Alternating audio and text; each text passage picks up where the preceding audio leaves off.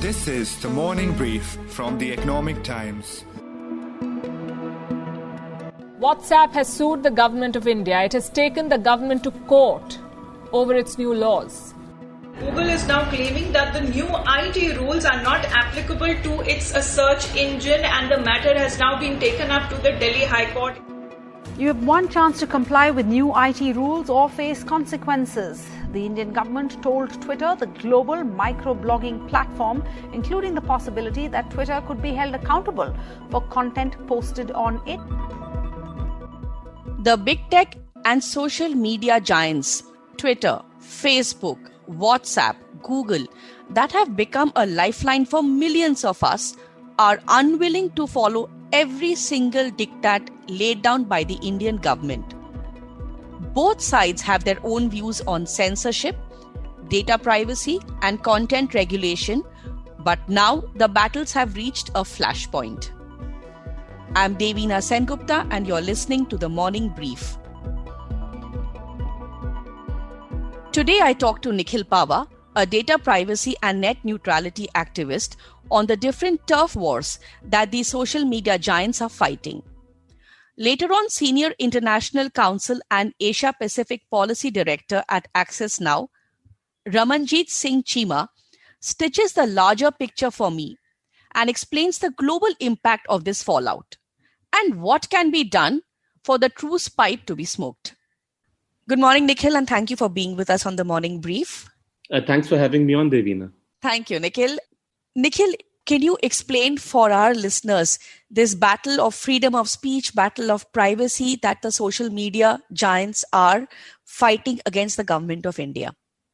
So, Devina, we need to take a step back and see the battle between platforms and the government, and most importantly, international platforms and the government. So, India is trying to assert its sovereignty over the internet, and two prongs that it is using in this battle are one of privacy, and the other is around freedom of speech and the ability to regulate platforms to regulate speech.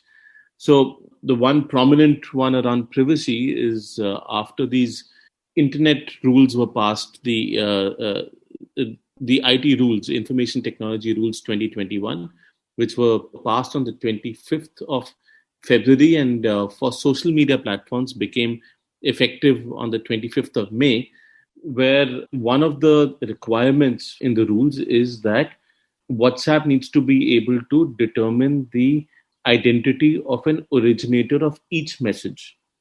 And so WhatsApp has now gone to court and has filed a case against the Indian government to prevent this from happening.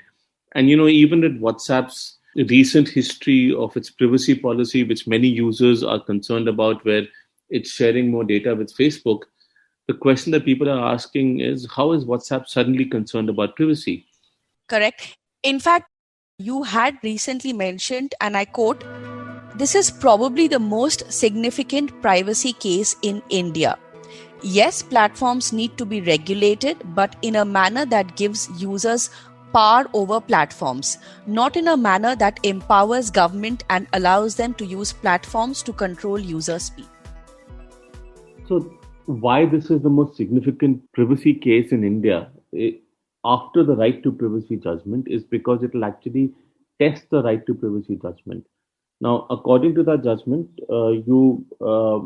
the government of India or the violation of privacy is possible if it is backed by law, is proportionate, is serving a legitimate state interest, and is necessary. So let's take the worst case example of a child pornographer that the government of India wants to track, right? They want to identify who has sent that one child porn video. And all of us can agree that it's important to be able to identify that person, to prosecute that person. It is necessary, it is proportionate to ask for information on one user, it's serving a legitimate state interest. Now, WhatsApp doesn't track any information on any user. So these information technology rules that were passed on the 25th of Feb and became effective on the 25th of May mandate that WhatsApp needs to be able to identify the originator of each message. For WhatsApp to do that, they will have to start collecting information on each message and each user, because there is no way that they can only do it for one message and one user. So the question that is before courts now is that is it disproportionate to ask a platform to completely revamp its architecture and effectively violate everybody's privacy to be able to catch that one person who needs to be caught? What's the global precedent on this? Do other countries make such demands? What about the Five Eyes, which is the intelligence alliance of Australia, Canada, New Zealand, the United Kingdom, and the USA? Facebook had essentially said that it has plans to roll out end-to-end encryption across all its messaging services, Facebook Messenger, Instagram Messenger, apart from WhatsApp. And so that's what they're trying to prevent. That right now, for them, WhatsApp is invisible, but they are still able to track and get information on Facebook Messenger and Instagram Messenger. So the Five Eyes do not want end-to-end encryption. Most governments do not want end-to-end encryption because they want to be in a position to surveil citizens when they need to. So the core question here is, can you force a platform to collect information when it doesn't? Correct. Can you do that at all is going to be the big question. But what about Twitter? Does Twitter have a very different fight with the government? The way I look at it is that Twitter has a very comparatively smaller user base. Facebook is over 400 million users in India. WhatsApp has over 550 million. Twitter has about 170 plus million, right? It's small, but it's a very noisy user base. It's a very impactful user base because what people say on Twitter gets carried by news channels and newspapers. And so therefore, the volume is louder. This recent stretch of battles between the Indian government and Twitter began somewhere towards the end of January when the farmer protests were going on. And Twitter received orders to censor content, censor a hashtag, as well as block some accounts. Correct. Twitter pushed back against that order, saying that the order to censor is not lawful. Now, none of us have seen this order. A part of the IT Act, the rules to Section 69 of the IT Act, allow the government to issue orders which are secretive in nature. And no one is allowed to disclose them, including Twitter and the government.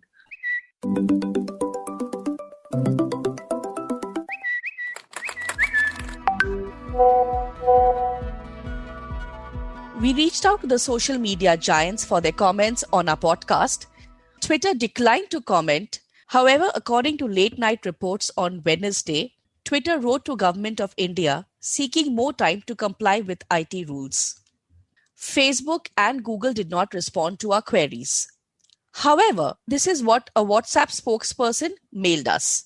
I quote, "Requiring messaging apps to trace chats is equivalent to asking us to keep a fingerprint of every single message sent on WhatsApp, which would break end-to-end encryption and fundamentally undermines people's right to privacy. We have consistently joined civil society and experts around the world in opposing requirements that would violate the privacy of our users.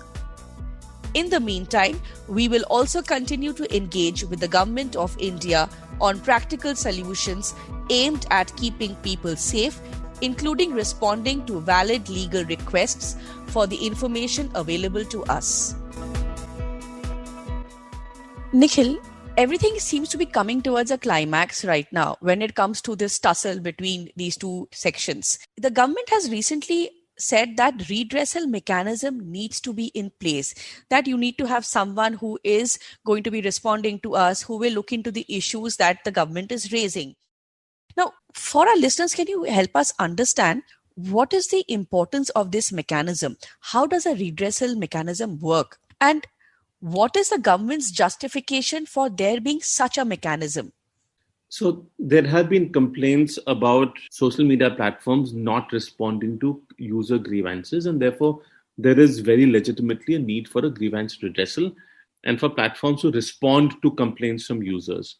So in the IT rules, this process has been laid out by which there has to be a grievance officer, a nodal officer, and a chief compliance officer. Now, when a user complains, it has to be acknowledged within 24 hours. And within 15 days, the complaint has to be resolved. Now, for platforms with over 100 million users, if 0.01% of the user base complains every month, that you can imagine is going to be a fairly significant ask for them to comply with. Is that the reservation they have against this kind of compliance? I would assume that would be one of them, but I think the primary problem which they have highlighted, and all platforms have highlighted, is that there is criminal liability potentially for the chief compliance officer, and a safe harbor provision which protects these platforms and essentially means that they're not treated like publishers, but mere conduits for our speech. That safe harbor will be removed, which means if there is defamation, let's say if I defame you online on Twitter or on YouTube, and my grievance is not addressed by the platform, then I can go to court and not just sue you, but also the platform.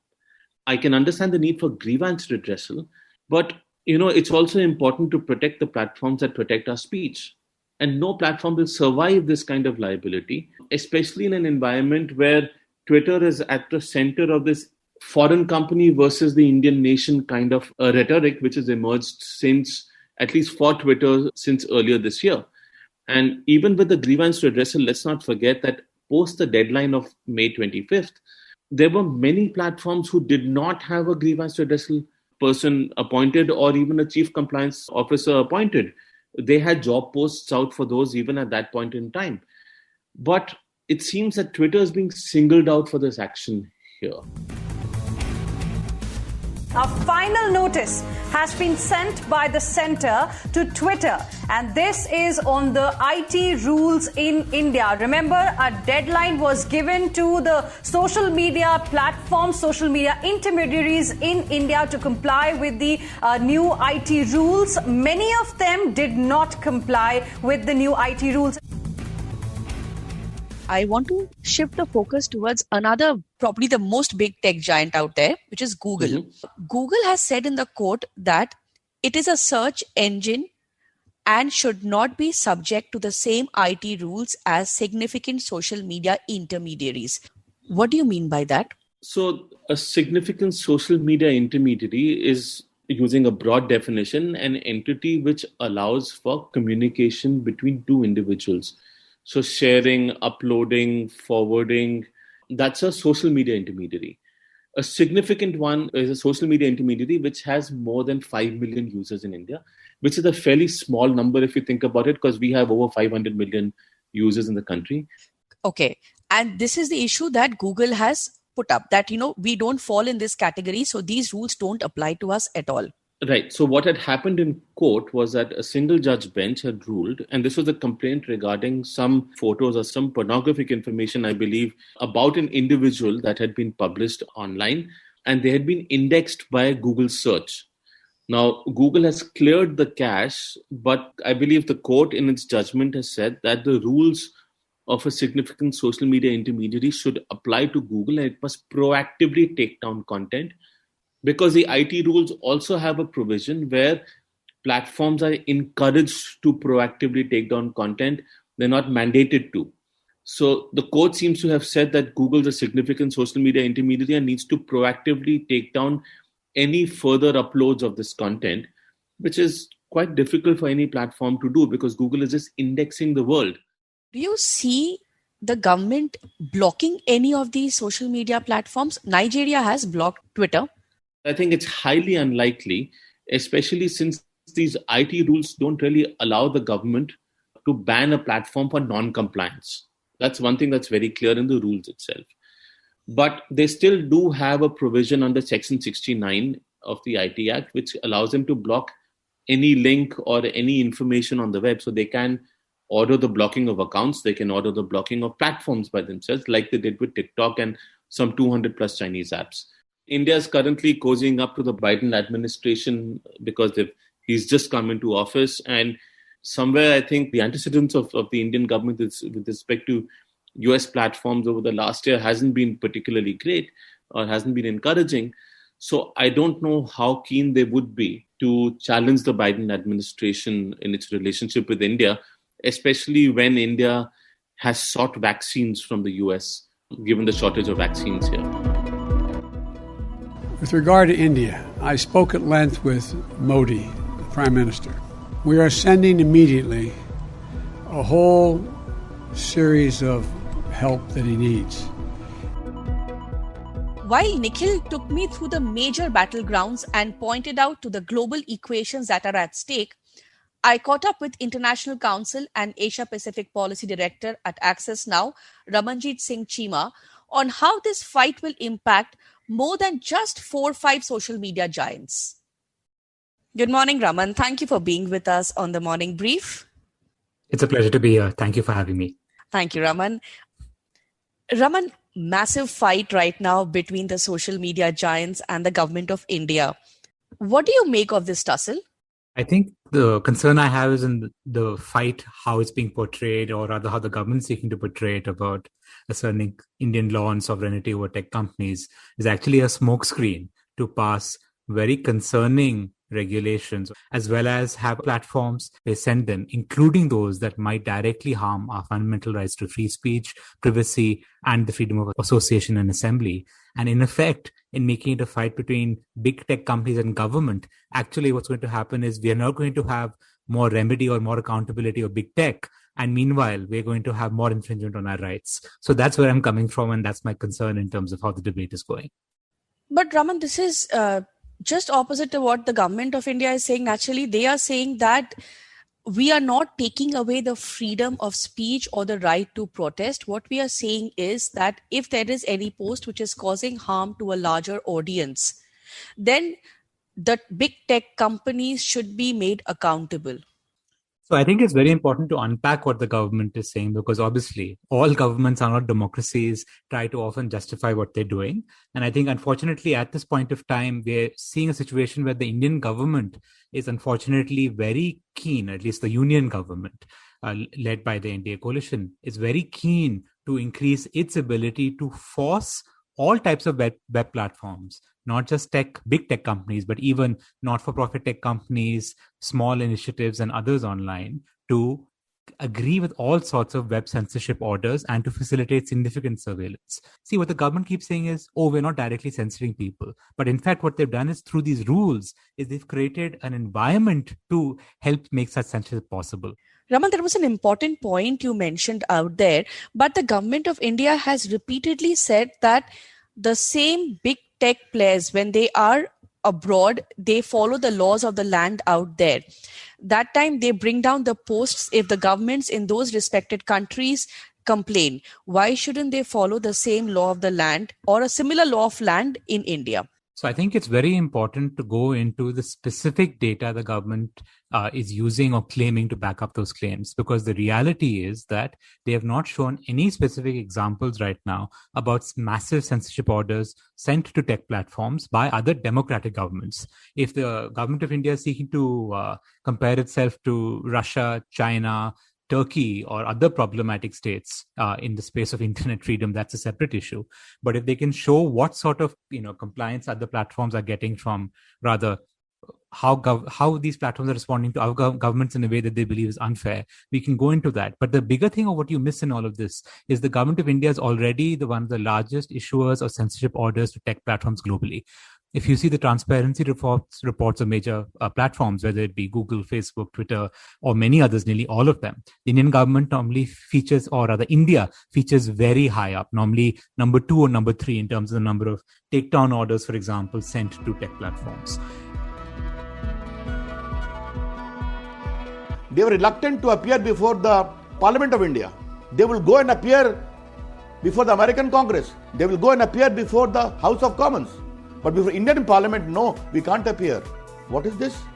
In the case of Singapore variant, they will remove immediately. But Indian variant of this disease is being pushed by people. You will keep quiet unless we are tough. So these double standards I'm exposing to you, and thereafter they say freedom is under threat. Do business in India, earn good money, entirely your take call. You'll have to follow the Constitution of India and the laws of India. That was Telecom, IT and Law Minister Ravi Shankar Prasad mentioning why all these global social media companies need to follow the law of the land just the way they would if they were to operate abroad.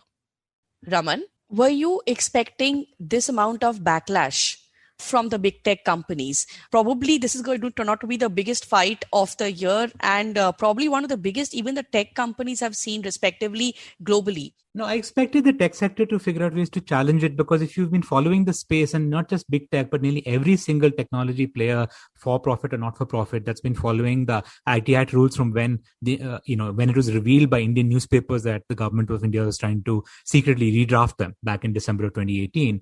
It's been everyone saying that, look, what you're doing here is very dangerous. It's contrary to what the Indian Supreme Court did when the Shreya Singhal judgment was passed in March 2015 that laid down that free speech applies online, and in fact read down the predecessor of these rules. So I expected a big controversy and challenge to happen.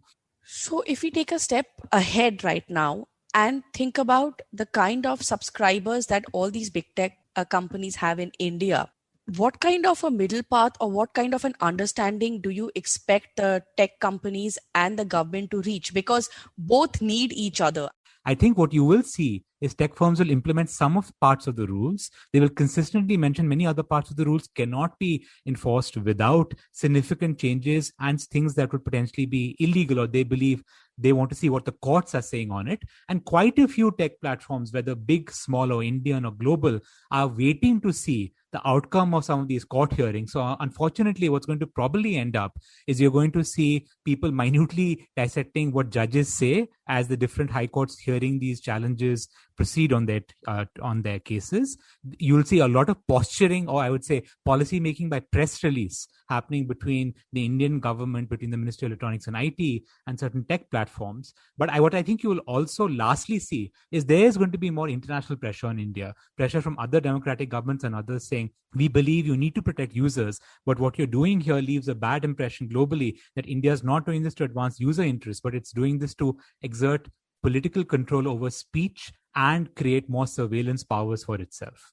Right. And Raman, my final question before I let you go is, Facebook has just made a global announcement that it will no longer treat content posted by politicians as inherently of public interest or newsworthy, and such posts will be moderated like other users, though the company will provide a newsworthiness exemption in rare cases. Now, this is a global decision taken, but obviously this means that this also will apply to the Indian system. Do we expect another tussle now between Facebook and government because they are going to start moderating the content of the politicians? Quite likely. And I think this is the heart actually of this current debate about the Indian government saying, well, we want to go after tech platforms. It's not about holding tech platforms accountable to the rule of law. That is a ideal situation, and I believe many civil servants would like that. But in reality, these civil servants are operating within a political system right now that actually wants them to give a message to tech platforms that do not apply your content moderation and regulation standards against not just elected lawmakers or public officials in India, but politically significant persons. This is partly, in a sense, you could say, as an unfortunate Indian response to the growing pushback against hate speech online, particularly in the West, especially in America, in the run-up to the US presidential elections, and the comments made by Donald Trump and his supporters, and the actions taken by tech platforms to restrict him and others there. Twitter has permanently suspended the account of Donald Trump. Now, the tweets that Donald Trump has in fact put out, his latest tweets from January 8th have in fact provoked this decision by Twitter. Twitter has in fact said that it has suspended the accounts due to risk of incitement of violence. Right. So that is the crux, because when you're going to regulate expression, when you're going to regulate privacy, it cannot be only relegated to the larger audience. It also has to include the very leaders who are asking for those regulations. Absolutely. And I'll leave you with one illustration. As I said, you're seeing all sorts of investigations into Twitter labeling certain politicians now. But I'll ask you, as an Indian user who's probably on Facebook, I certainly was, and whose data was potentially impacted in the Cambridge Analytica situation, where Facebook, by its own admission, said millions of Indians were impacted. I'll ask you, where are the results of the investigation into Cambridge Analytica from the Indian government? It is suspected, Chairman Sir, that Cambridge Analytica may have been involved in illegally obtaining data of Indians which could be misused. The government has entrusted the issue to be investigated by the CBI for possible violation of Information Technology Act 2000 and Indian Penal Code. You heard the Telecom, IT and Law Minister Ravi Shankar Prasad vociferously mentioning how Cambridge Analytica had managed to access data of thousands of Indians and how the government vouched to go after them. And to know what next on the anvil, I spoke to Surbhi Agarwal, who tracks technology sector for the Economic Times, for the latest from the government corridors. Hi Surbhi, it's good to catch up with you on so much that's happening in your sector. Surbhi, you have been tracking this battle between the tech giants and the government of India. And over the last 2 weeks, it has reached flashpoint. I wanted to understand what has been the extent of compliance in the last 2 weeks that the big techs have come up with or have followed. Sure. So, Devina, like you said, that it's been 15 days since these rules, which notified in February, came into effect. And there are certain companies that have complied. There are certain companies that have complied to an extent. And there are certain companies which have not complied at all. So, for instance, Google, Facebook, WhatsApp, the government says that they have complied with the rules, some part of the rules, while others like Twitter, as per the government sources, they feel that Twitter has not complied with the regulations. If you see the Twitter episode, the standoff with the government is only increasing because the government says that while Twitter has responded to the government's request asking for its compliance, it has appointed a lawyer with a law firm in Bangalore as its compliance officer, which is just not acceptable or allowed as per the rules. And only last Friday, the government sent a sort of a last warning or a final missive to Twitter saying that either you comply or you lose your intermediary status. Now, we have to also see that there are lots of other companies like Telegram and Signal, which are yet to clearly state what is their level of compliance. There are other mandates as per the rules, which is traceability, which is again a very, very contentious point where we have seen WhatsApp going to the court against the government. We don't know what is the status of Telegram and Signal, which are again end-to-end encrypted platforms. We don't know whether they will be complying with this request. Appointing an officer is one thing, but going ahead and telling the government we are fine with your request to traceability is something that we have to see. There are other mandates like voluntary verification, which is like the government has said that every company or significant social media intermediary needs to provide its users with a way to voluntarily verify themselves, either using a phone number or some kind of identification. Again, that's another point where we don't know how much the companies have complied. But should we also wanted to understand is industry bodies have also written to the government of India. Are there any meetings taking place between the industry bodies, between these companies and the government?